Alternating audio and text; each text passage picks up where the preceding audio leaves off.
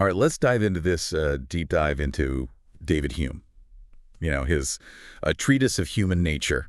Yeah, It can seem a little intimidating, right? it's a big book. It's a big one. But I think we can break it down. Oh, It yeah. can make sense. Yeah. And honestly, what we find in there, I think, is really relevant to how we see the world even today. Oh, absolutely. I mean, Hume, he was kind of a radical, for his time Yeah. in the philosophy world. He was really questioning some very basic assumptions Yeah. about how we know anything at all. Like, how do we know for sure that the sun's going to come up tomorrow? Right. We all believe that, Yeah. but can we prove it? That's the question. And that's really, I think, where Hume gets interesting, He makes this argument Yeah. that a lot of what we just take for granted, Mhm. like the idea of cause and effect, it's not really based on pure logic. It's more based on habit and on the patterns that we see in the world. So all those gut feelings, all those things we just kind of assume to be true, we should maybe Maybe question them. question them a little bit, look a little deeper. Absolutely. Yeah. Yeah. If we only observe events happening one after the other, Right. how do we actually know that one caused the other one? Yeah, and that's the core of Hume's skepticism. Right. He's not necessarily saying that these beliefs are wrong, just that they might not be based on Yeah. this kind of like perfect, airtight reasoning that we think they are. So he's saying, hey, our minds might be playing tricks on us a little bit. Yeah. Don't assume something's true just because it feels true or because it seems to make sense. Yeah. And be aware of how you're arriving at those beliefs. Right. And that's based on this really important distinction he makes between what he calls impressions and ideas. Okay. Yeah. I remember reading about this. So impressions, if I remember correctly. Right. Those are like the vivid experiences, Yeah. but the things we get through our senses, Oh, right. like the smell of coffee or the feeling of the sun on your skin. Yeah. So those very immediate, strong, vivid experiences. And then ideas are like fainter Okay. copies of those impressions that get stored in our memory. So like if I remember the smell of my grandma's baking, Right. even though I'm not there, I'm not smelling it right now. Exactly. But I have that, We're drawing on that past impression. yeah, that memory. Okay, got it. But now what about like more abstract ideas? Like Yeah. how do we form ideas of things like justice or infinity? That's a great question. Yeah. And this is one of the big challenges, I think, to Hume's theory.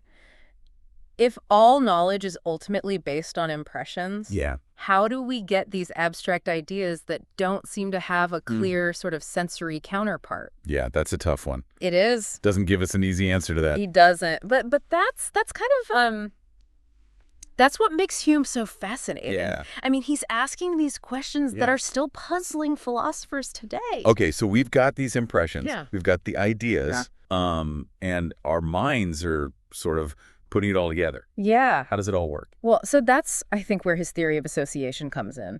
And he's suggesting that our ideas aren't just random. Right. They're linked together in these very specific ways. Yeah. And he outlines like three main principles Okay. Yeah. of association. So we've got resemblance, Right. which seems fairly obvious. Like if I see a picture of my best friend, I immediately think of, Right. some funny time we had together. Exactly.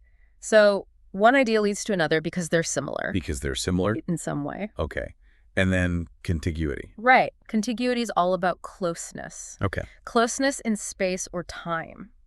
So if I hear a certain song, that might immediately make me think of a specific... Yeah, take you back to a certain time and place. Exactly. Yeah. Yeah. Or a certain smell might trigger a memory Right.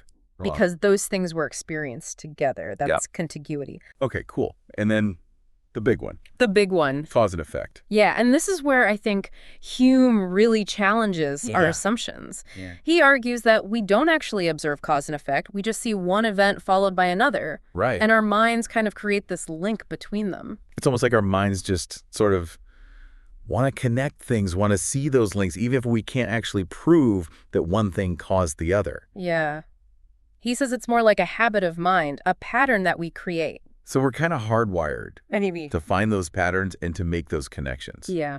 Even if they're not based on Even if, pure reason. yeah, that's really interesting. So, okay, so we're getting this idea that maybe we shouldn't be so quick to just assume things. Right. How does this all tie back to this idea of the self? Like, who are we if our minds are always kind of jumping to these conclusions, putting these impressions and ideas together? Right.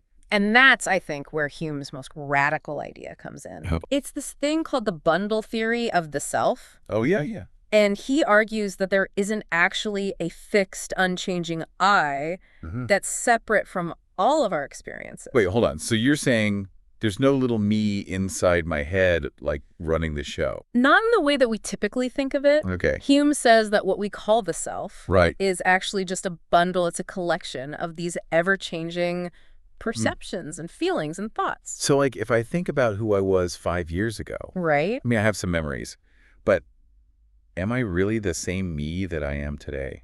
That's a good question. Yeah. It really challenges, I think, this notion of this fixed, unchanging identity that we often assume we have. This is a lot to think about. Yeah, it's a lot. Welcome back to our deep dive into David Hume. Picking up where we left off, it's a pretty wild idea to think about that, the self is maybe more like a collection of experiences rather than this kind of fixed me, right? Yeah, it really kind of shakes up how we think about, like, who we are, But that's part of what makes Hume so interesting, right? He forces us to rethink those things. I mean, it really does make you wonder, if our sense of self is always in motion, always changing, what does that mean for our beliefs? Do our beliefs change as we do? That's a great question. And it leads us to this other really important part of Hume's philosophy. It's this idea that belief, at its core, it's not just a purely rational thing. It's actually rooted in feeling. He calls it a forceful perception. Okay, so help me out here. If belief is based on feeling, does that mean that every belief is kind of equally valid? Like, how do we tell the difference between a belief that's based on some kind of evidence and a belief that's just, a hunch? That's a good question. Hume would say that how strong our beliefs are and how stable they are, it really depends on the impressions that are behind them. Yeah. So, for example, we believe that the Earth is round, not just because someone told us, but because we've got all this evidence, right? Scientific data, observations, all these things point in that direction. And all those impressions together, they kind of force us, in a way, to believe it. So it's not just about how strongly we feel something, but also about what's supporting that feeling. Exactly. It's about the foundation, in a way. And for Hume, even those gut feelings, the ones we talked about earlier, those are still coming from patterns, from experiences we've had, even if we're not always aware of them. So we may not always be able to explain exactly why we believe something, but those reasons, those underlying reasons, are often there. They're shaping our perceptions and how we see things. Yeah. It makes you think about all those times when you just have this strong sense of knowing something, even if you can't put it into words, right? Maybe it really is all those impressions, all those little pieces of experience that are, kind of bubbling up and informing our beliefs. Yeah, that's a very Humean way to think about it. It's not that reason isn't involved, but it's often kind of tangled up with these deeper, maybe unconscious things going on. And this whole idea of beliefs and feeling, I mean, doesn't that make us sound a little irrational? I mean, we like to think we're logical beings, right? I mean, Hume wouldn't necessarily see it as irrational. He knew, we are emotional creatures. Yeah. Emotions are part of, how we experience the world. Right. It's not that reason is useless, but it's just one part of the picture. It's kind of humbling, right? To think that even our strongest beliefs are being shaped by things that we may not even fully understand. It is, yeah.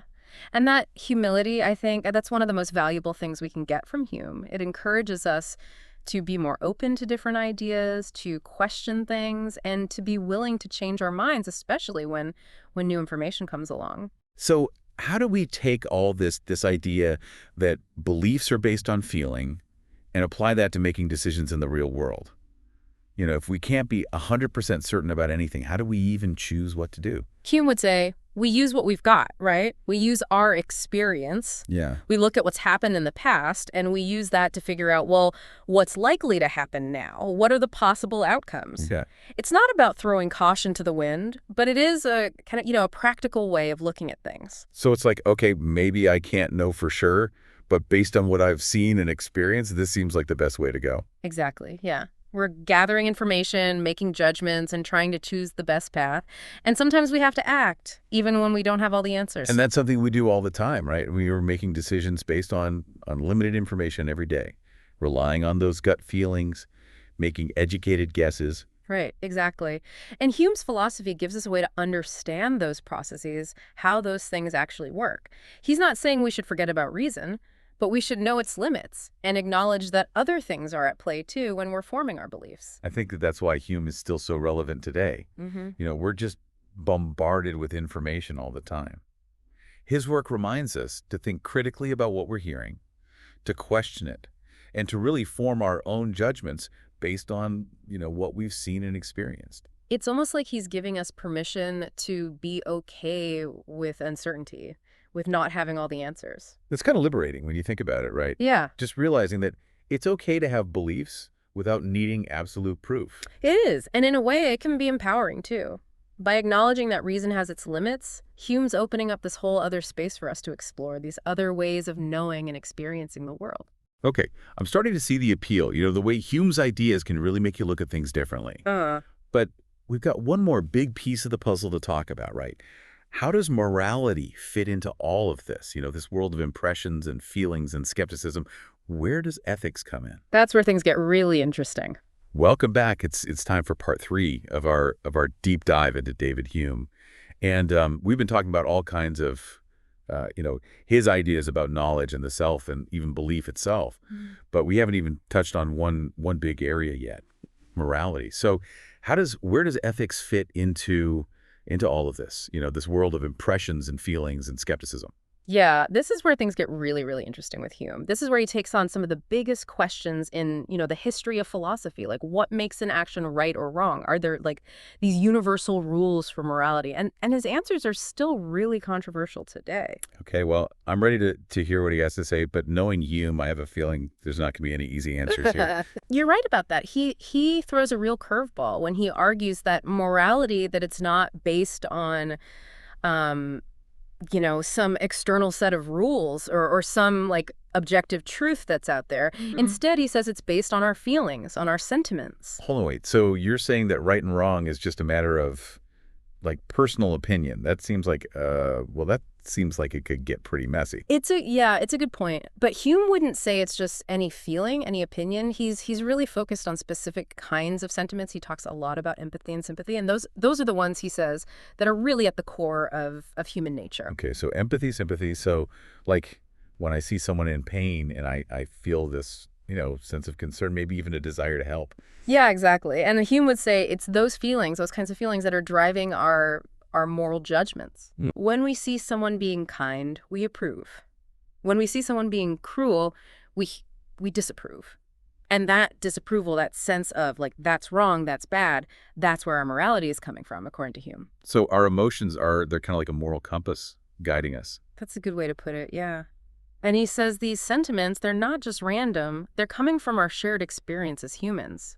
This ability we have to connect with other people's feelings, to feel what they're feeling. Okay, but if morality is based on feelings, then how do we deal with the fact that, people feel different things, right? What if one person thinks something is totally fine and another person is horrified by it? Right, that's the big question, isn't it? And Hume, he knows this. He acknowledges that there are always going to be differences in how we judge things morally.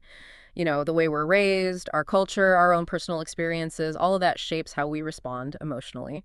But he also says that there are some core sentiments, like this, this idea of benevolence, of wanting good for others, or the desire for justice, that those things, he thinks, are pretty common to all humans. So there's this shared foundation for morality that goes beyond our individual differences. That's what he's suggesting. And this is where reason comes in too. So yeah, our initial responses, they're emotional, but Hume thinks reason can help us clarify those judgments. Okay. It can help us see, the long-term effects of our actions. So it's not just blindly following our feelings, but taking that extra step, thinking about them, trying to understand where they're coming from. Yeah. He sees reason as a really important tool, especially when we're dealing with tricky situations, when there's not an obvious right or wrong answer. Reason can help us make sure our decisions are lining up with our values, the things that are most important to us. That makes me think about those times when I've tried to be super logical about making a decision, and just ignored how I was feeling about it. Right. And maybe that's not the best approach. Maybe Hume's right that we need both. We need the feeling and the reason to really get it right. Yeah, I think that's a great insight, and it shows how complex Hume's philosophy is. He's not giving us these simple rules to follow. He's really asking us to consider all these different factors, how reason and emotion and our experiences all come together when we're making these moral choices. I think I'm starting to see how this all connects back to his skepticism, too. He's really encouraging us to question things, to check our own biases, to realize that there may not always be one right answer. Absolutely. He's pushing us to be more humble about our judgments, to be open to the fact that we might be wrong, and to really see things from other people's perspectives. That's a pretty radical approach to ethics, don't you think? Especially today, when it seems like everyone's so sure they're right. Yeah, it is. But it's also, I think, a very humane approach. Yeah. It recognizes that we're all in this together. We're all human, even when we disagree.